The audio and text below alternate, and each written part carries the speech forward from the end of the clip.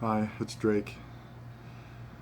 Uh, so, I've gotten a few books recently, been working a lot, and decided to reward myself with some good books, so I figured I'd show them and talk about them a little bit, just kind of do that sort of thing. So, first one here I got in the mail a couple of days ago. It's Caterva by Juan Filloy. He's an Argentine writer, and it says here, Caterva tells of 7 erudite, homeless, and semi-incompetent radicals attempting to foment a revolution, conspiring with striking workers, setting off bombs, evading the local authorities, and dabbling in espionage.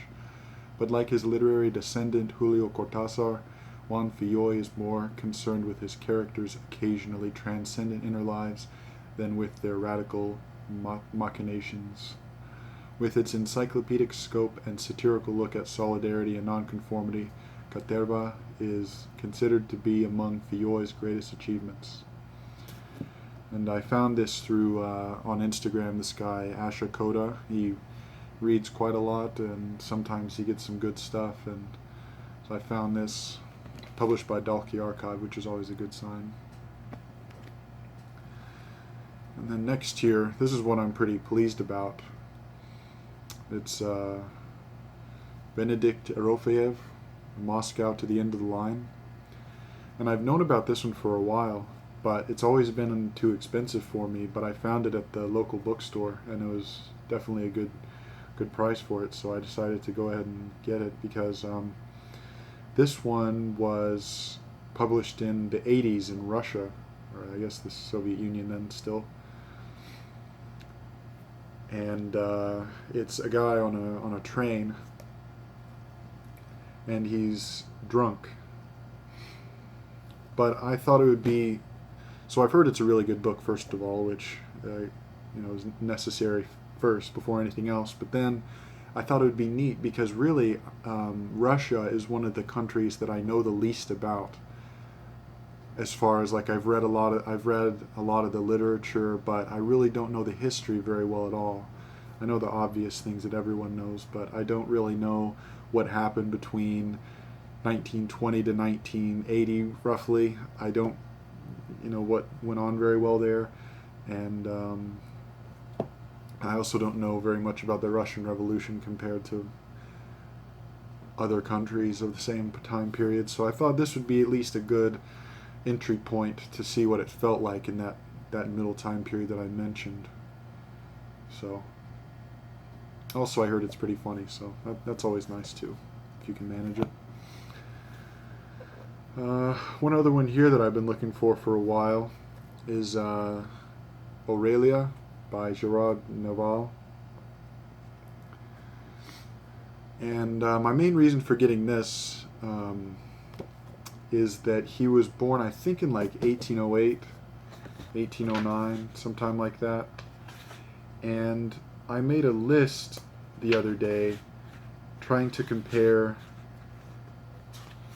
time periods. So, like, I was doing like 20-year periods, where the first one I started with was Melville. Melville was born in 1819.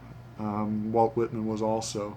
So I went from around 1810 to 1830, just kind of like a list. And I wanted to see how many of the most impressive artists, mathematicians, scientists, inventors were born in that time period. And I came up with a pretty good list, like Flaubert, Turgenev, Nerval was a couple years shy of it, Chopin, Robert Browning, so on and so on. And then I was thinking, like, wow, who could rival that time? Who could rival that 20 years? And I thought, well, the modernists. So I went from 1870 to 1890. You get Joyce, Proust, Musil, Brock, T.S. Eliot, Virginia Woolf, all the guys.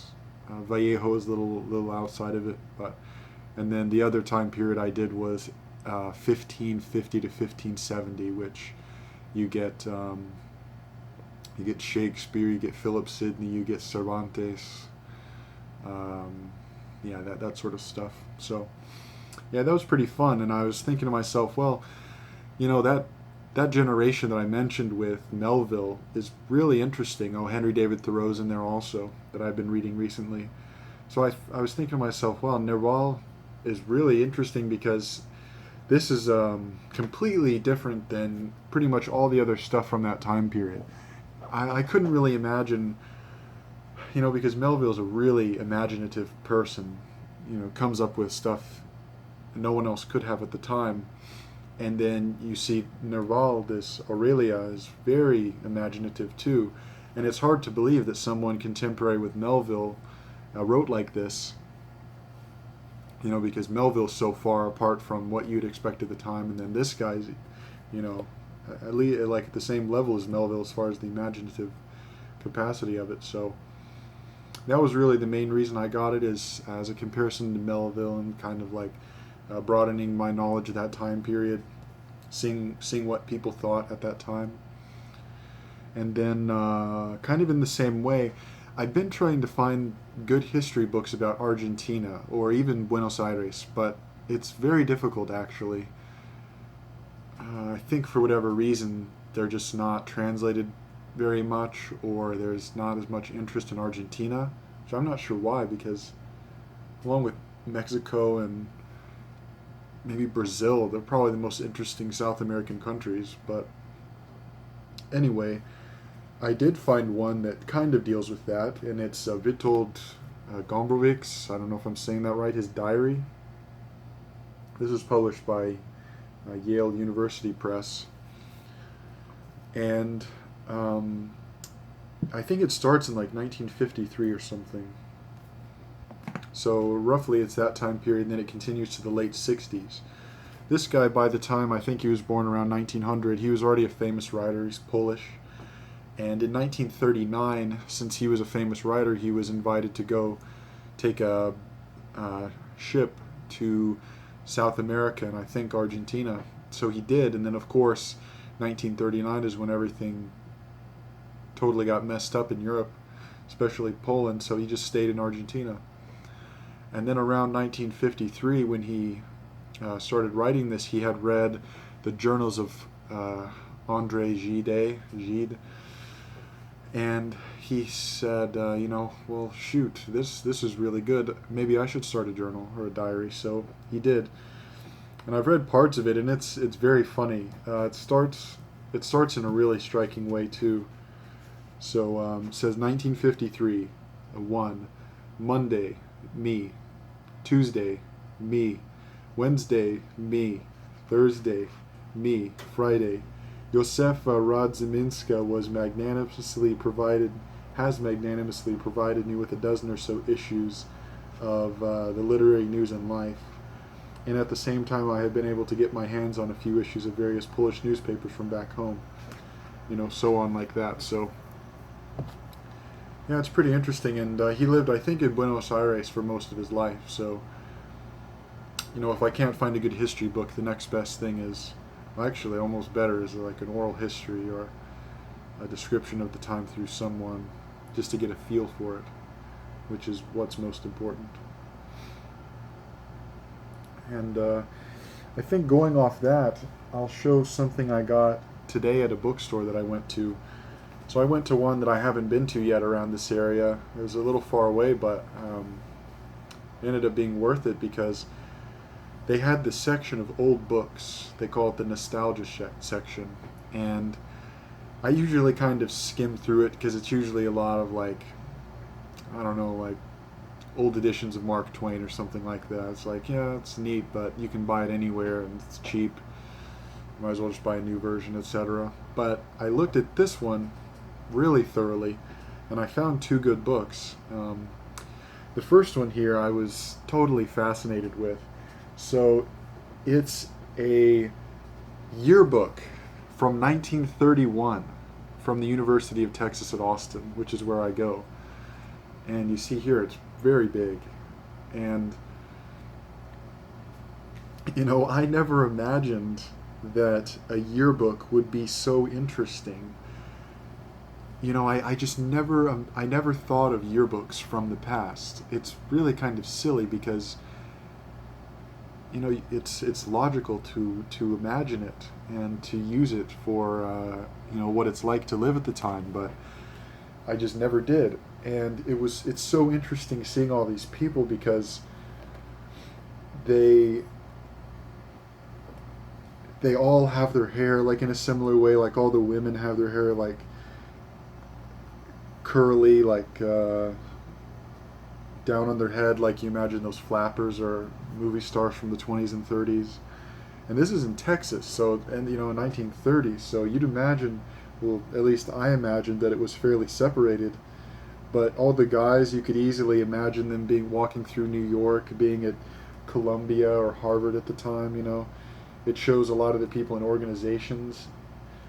It's just, and I found another pretty interesting thing I didn't know they did, but it's called I think, a Blue Bonnet Belles, and it's basically just really attractive women, and it show like they do a whole photo shoot for them basically. This is the first one. This is Mary McManus, and then you have Rosalie Leslie. These are just students that went there. And another really precious thing I saw, like, this is just so funny here. Like, see this? There's these cartoons, and then they put their actual students' faces on them as if they're, like, it just never would have occurred to me that people did that in the 1930s, which is, pretty ignorant. But still, it's just fascinating. And I looked at some others so I think it must have been several generations of the same family, because this one was in 1931 and 32. I just got the 1931 because they were a little expensive, but it was worth it. And then they had some from the mid-50s, 57, and then they had some from the 70s and 80s. And it's very odd that as it progressed, the books got worse. I didn't have that opinion before I looked at all of them, but yeah, the ones from the 30s were the best, and then the ones from the 50s, they were good, but everything got a little like muted, and you had to be like all proper and good American, that sort of thing. In the 50s, everyone had the flat top haircuts like in the military. So funny to see everyone's haircuts look the same. And then in the 70s, everyone had long hair. That one was probably the most artistic, like they had the best photography, and that was really interesting. And then when you get to the 80s and 90s, it got pretty bad. It just, a lot of really boring stuff. Although it was interesting to see all the people. In the 80s, everyone had like really like puffy hair, the girls, and the guys all had mullets. It's very funny to see that. And I'm thinking to myself, what would something like this look like from our time? It's very hard to kind of separate yourself from your own time and see it from another view. See it as if we're already 100 years in the future. And it can be sometimes, I think, not like dangerous to do that in some sense. Like it doesn't do you any good. There's a quote from McCarthy, it's good that the young people don't know the bad things of the world, because it wouldn't do them any good if they did. If they did know it. I think it's related to that. But yeah, I just loved looking at this yearbook. It's pretty weird actually, but it's fascinating. And I tried to look for others, like I searched on eBay. I tried to look for some East Coast ones, because I think they would probably be really interesting too. And I was thinking to myself, man, could you imagine a yearbook? I don't even know if they did this, but a yearbook from France from the 20s or something, or Austria from the 20s. I mean, that would just be awesome. But I'm not sure if I'll run across those anytime soon. Let's see, what else? Okay, and then I'll go to one I am pretty happy with. It's called The Mad Patagonian by Javier Pedro Zavala. And it's a fairly large book. It was published, it's actually coming out in May, like I think in a couple weeks, but I ordered it early. You can order it from the publisher. The publisher is Riverboat Books in St. Paul, Minnesota. But the story behind this book is pretty interesting. This guy was born in the 1950s. He was friends with Bolaño briefly in the mid-70s. And I think it was in Cuba. And they spoke quite a lot then, and then periodically through the 80s they spoke. And this guy was a writer. They talked a lot about writing. And this guy died in, I think, 2002. And he hadn't published, as far as I can tell, hadn't published very much at all in Spanish, if anything. And he told his daughter, just get rid of my writing, just burn it, whatever, the sort of Kafka story. And then, of course, his daughter didn't do that and tried to get it published. And I don't think it's been published in Spanish, but the translation is coming out this month by the Riverboat Books.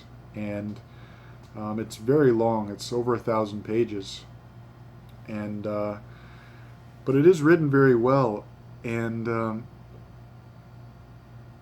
like I said in my last video, I've been getting into this sort of generation of Latin American writers born around the 50s. You can kind of go a little earlier, and you include like Enrique Villamatas, and Rodrigo Fresán is a little older. I want to read some of his stuff. I haven't read any yet. The Invented Part kind of seemed not something I would like referencing pop music and movies and stuff like that. But if anyone's read him, let me know, because a book came out, To the Bottom of the Sky or something like that, and it looks pretty neat, supposedly related to American science fiction books and films. So may try to check that out sometime. But like Bolaño's 2666. Then you have Daniel Sada, Porque parece mentira, la verdad nunca se sabe. Because it seems like a lie, the truth will never be known, is the title of that book, which isn't translated yet, unfortunately. But it's it would be a tough translation. And I guess in that thread I'll go to the next one here. So this is one I bought during the sale my local bookstore had. Advice from One Disciple of Marx to One Heidegger Fanatic. This is Mario Santiago Papaschiaro, who was a friend of Bolaño, and he's actually one of the characters in The Savage Detectives, which I have over there. I didn't bring it over to my desk, but yeah, this guy's one of the characters in it. And I think this is the only thing that's published of his in translation in English, but it's pretty neat. It starts with the epigraph by W.H. Auden. It's as well at times to be reminded that nothing is lovely, not even in poetry, which is not the case. And it starts out with this. The world gives you itself in fragments, in splinters. In one melancholy face you glimpse one brushstroke by Dürer. In someone happy the grimace of one amateur clown. In one tree the trembling of birds sucking from its crook. In one flaming summer you catch bits of the universe licking its face. The moment one indescribable girl rips her Oaxacan blouse just at the crescent of sweat from her armpits, and beyond the rind is the pulp, and like one strained gift of the eye, the lash, maybe not even carbon-14 will be able to reconstruct the true facts. The days are gone when one naturalist painter could ruminate over the excesses of lunch between movements of Swedish gymnastics, and without losing sight of the rose-blue tones of flowers he wouldn't have imagined even in his sweetest nightmares. We are actors of infinite acts, and not exactly under the blue tongue of movie spotlights. For example, now that you see how Antonioni passes by his usual little camera, observed by those who prefer to bury their heads in the grass, to get drunk on smog or whatever, so as not to add to the scandals that already make the public roads impassable, by those who were born to be lavishly kissed by the sun and its earthly ambassadors, by those who talk of fabulous copulations, of females you can't believe in this geological age, of vibrations that would make you one fervent propagandist for Zen Buddhism, by those who at one point were saved from the accidents the crime rags call substantial, and that, by the way, for now aren't counted among the followers of the absurd.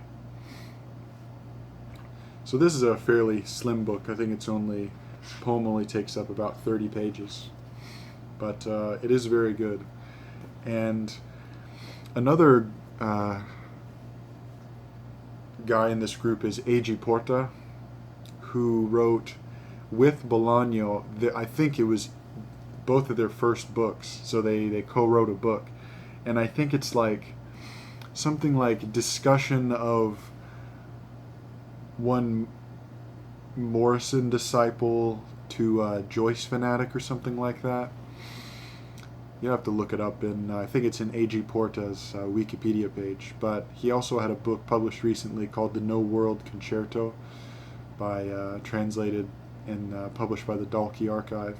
You can find it for a pretty good price if you'd be interested in it. But yeah, I think that whole group of people is very interesting. So yeah, it's pretty neat. It's pretty neat.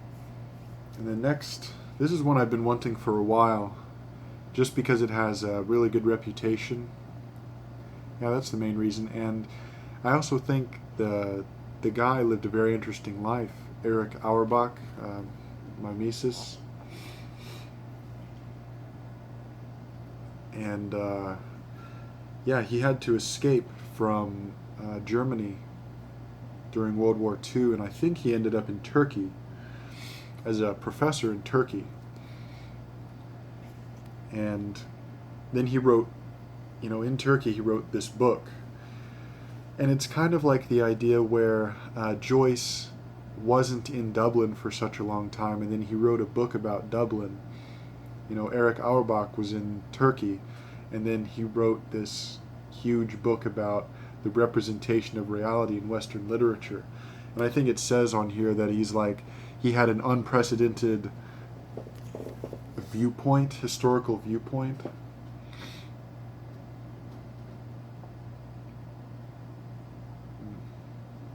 Must be in the introduction, it's not on the back. But yeah, I just thought it'd be neat to read.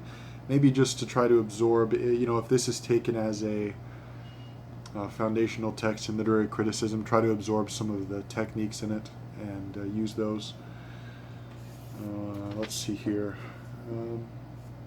Next one here is The Royal Commentaries of the Inca by Garcilaso de la Vega. And this guy lived a pretty interesting life too. His father was a Spanish conquistador and his mother was an Incan princess. And so he actually grew up speaking Quechua.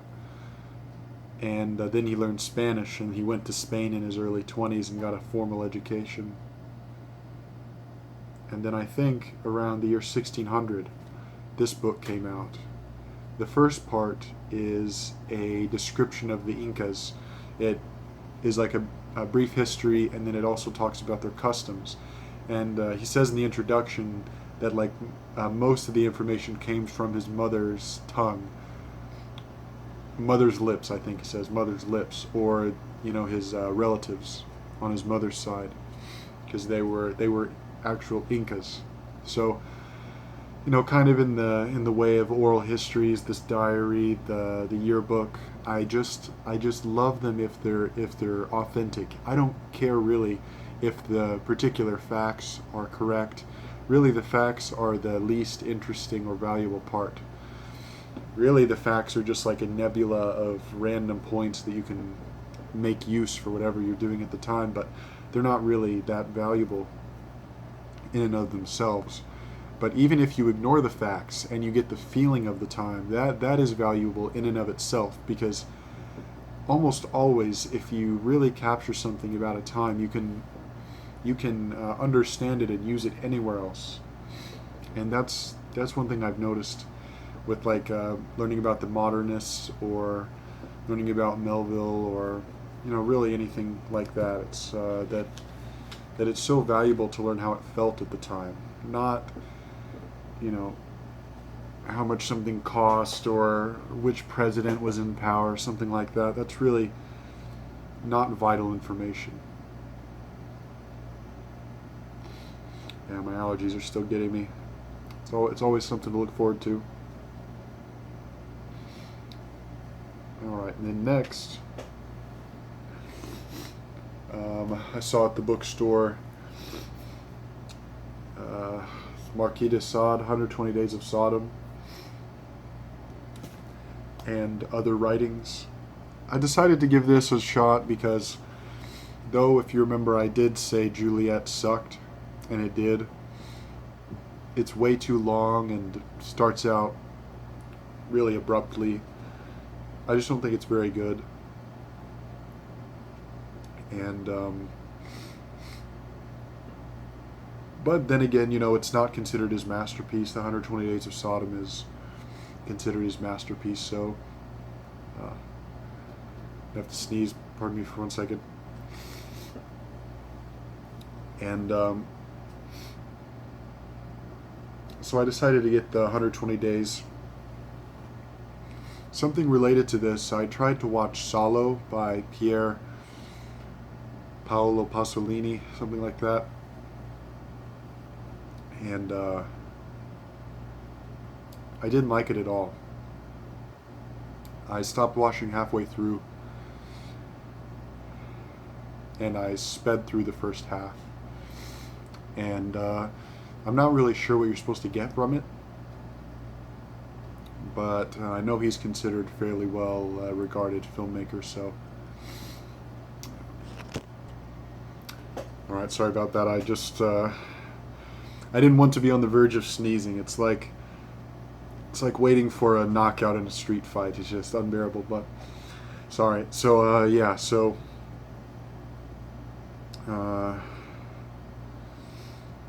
Salo, yeah. I watched part of it. I think it's kind of ridiculous, but yeah, if someone wanted to explain it to me, what makes it good, or what you're supposed to get from it, feel free. But I know it was based off this Marquis de Sade, so maybe if I read this I'll understand it better. Yeah, I went ahead and grabbed my Savage Detectives here. I almost sold this like about maybe a year and a half ago. Because I started to read it. I started to read this like 3 years ago, maybe 3 years, 4 years, maybe. It was a long time ago that I started to read it, and I distinctly remember it because it was when I was working. I brought it with me, and I took a lunch in the office, the manager's office, and I was reading the beginning, like maybe 30 to 40 pages, and it's this 17-year-old who is really into poetry, and he ends up like getting a blowjob in a restaurant or something, and it's like, what is this supposed to be, like wish fulfillment or something like that? That's what it felt like at the time, and that completely put me off of it. So I was like, this is shitty, like, come on, really? But then, that's before I had read any other Bolaño. I was like, come on, this is kind of pathetic. And then I read his The Unknown University. I read all of his poems in that, and I liked a lot of them, but they still had kind of that, like, maybe the impression you get from like the beats, where it's all kind of like easy and like kind of base level stuff, and I'm like, it's funny, it's really funny stuff, and some of it's really relatable and touching and precious, but some of it's also just like weird, kind of wish fulfillment, you'd imagine, like he just sitting there and he just wishes this would happen or something. Maybe it did happen, but still, it was enough to make, I enjoyed it, but I ended up getting rid of the book because I didn't think it was worth keeping. And I also read his short story collection, The Return, and I thought most of it was okay. I read all of it. I thought The Return was the best story in there, but there are a couple other pretty good ones, like the one of the two guards talking about like the, what was it? It's something like the stiletto is the knife of Chile or something like that. And it's pretty funny. And then a couple of other stories were kind of interesting, but I didn't think it was worth keeping, so I sold that too. I actually sold them both on the same day. And the guy who was running the sales desk was like, "Oh, Roberto Bolaño." It was like, yeah, but still, it was good enough for me to think, well, maybe these just weren't his best things. He did consider himself a poet, and I didn't like his poetry, but maybe I just missed the point, which is always possible. So I kept The Savage Detectives because I heard it talked about so well, and also a lot of people said it was difficult. And they said it was bad because it's difficult, and that usually is an indictment of the reader rather than the book, and that's how I took it. And so I think, maybe I dropped it too early. It maybe just be some like weird thing in the beginning that will be parodied halfway through. So yeah. Anyway, long story short, I still have it, and I'm more interested in Bolaño now than I was then. I have listened to about, read, switching off back and forth, reading and listening to the audiobook. Because when I had to drive 30 minutes a day, well, an hour a day, 30 minutes each way to a community college I was going to over a year ago. So I would read the book and then listen to the audiobook when I was driving. And I got 3 parts in. I listened to the first 3 parts, and then I skipped the part about the murders because I just wasn't interested in reading that at the time. That sort of thing. It wasn't a good time for it. And then I listened to the first maybe half of the 5th part, which is where he talks about the author Arcimboldi. And I did really enjoy it. I love the feeling the book gives, much more than his poetry or his short story collections or the feeling I got for The Savage Detectives. I love the start of 2666. It's just perfect. It has such a good feeling to it. And, I read it every once in a while. I don't have the book anymore. I had borrowed it from a library then, and I have it from the library now, but I ordered it, and it should be coming in tomorrow, actually. But, I still have the audiobook, and I listened to the beginning several times. Like, just the first 10 pages are just really nice. So yeah, getting back into Bolaño, so it's really enjoyable. And then the last book I got, which I was pretty pleased with, is Recollections of Things to Come by Elena Garro. And she was born in the 19-teens, I think 1912, 1913, something like that, maybe. And she was actually married to Octavio Paz. In the mid-30s, she got married to Octavio Paz. And they divorced in 1959. And before then, she had only written plays. And then, I think this was done in 1963, this book, The Recollections of Things to Come. After she and Paz had divorced. And this is a book about a small Mexican town that takes place in the 1920s. That's basically around the time of the Mexican Revolution. And it follows a general who's in control of a town. And part of the book is actually from the perspective of the town, which is pretty neat. The only other person I've seen do something like this in the same way is Alfred Doblin in his short story collection Bright Magic, that's published by New York Review of Books Classics, which is very good. I highly recommend it. Is actually like a murder mystery story that he did.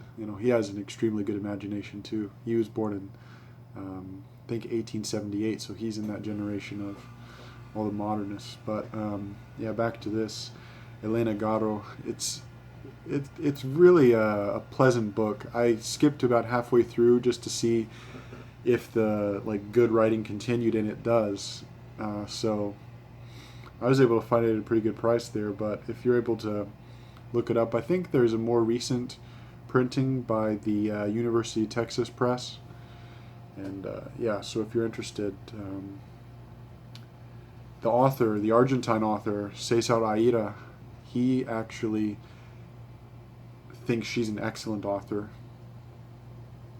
And I watched, because of that, I had tried to read an episode in the life of a landscape painter, maybe a little over a year ago, and I didn't get very far in it. Not for any particular reason, it just wasn't the right time for it. But I thought it was very interesting. I still want to read it. So I was like, huh.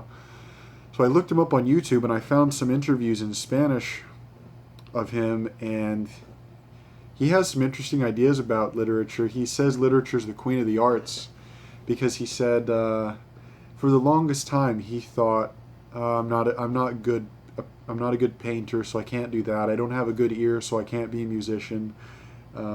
Movies are really complex and they cost a lot of money, so I can't do that either. So I guess I'm stuck with being a writer. And then he said that was his naivety when he was young, and then now he's figured out, realized that literature is the queen of the arts, that it includes all of them. It includes the visual nature of drawing, it includes the sound of music, and it also includes the properties of cinema, which, in my opinion, a large part came from writing. And, of course, drama, plays, whatever. But I thought that was an interesting idea, first off. And then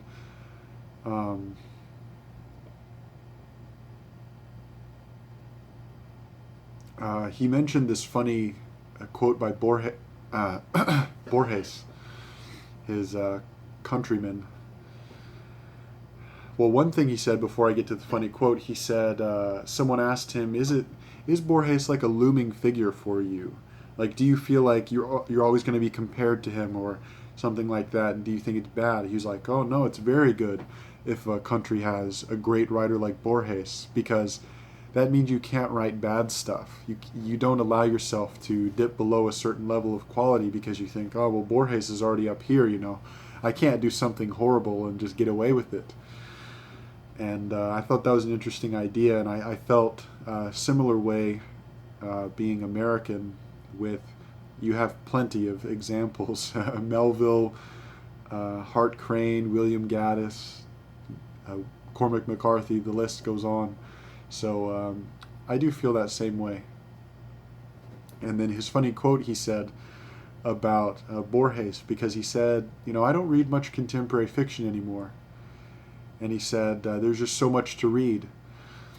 And then he brought up this anecdote about Borges. He said, there was this lady who was talking to Borges and said, oh, I love your writing, Mr. Borges. I love reading it all the time. And then Borges said, but how come? Are you finished with all the great writers already?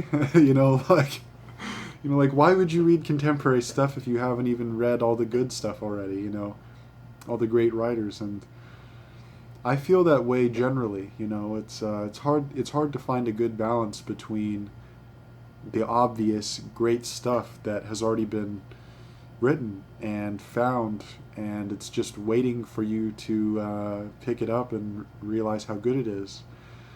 Because when you think about it, our specific time, even if you spread it out to 20 years, and from now to 20 years ago, that's one slice. Every century has 5 of those, and literature is, even if we just go to the Greeks, how many 20-year sections is that each at its time would have been a contemporary moment that you could, some people only read contemporary books. In almost all of those 20-year periods, you could have only read books from that time period, and a lot of them have been filtered out. Maybe they weren't as good, or people didn't like them. They weren't by the dominant culture of the time, whatever you feel like saying about it. But, you know, it makes you wonder, should you devote equal time to each 20-year period? Well, that's kind of ridiculous. No one can do that. But you should at least pick up the obvious greats from each period, you know, let's say from each century. I think most people don't do that. And there's no defense for not doing it. It's just either an ignorance or a lack of control. I think it's very weird, you know. It's very weird that happens. But, and in that same logic of Borges, I would rather err on the side of reading too many classics, reading too many books from previous contemporary authors that were contemporary at their time, and you could fill books with the names. But yeah, I guess I think that's basically all I wanted to get to, so hopefully you enjoyed it. If you've read any of these books, or if you're interested in any of them, let me know. Alright, well, death is a gang boss.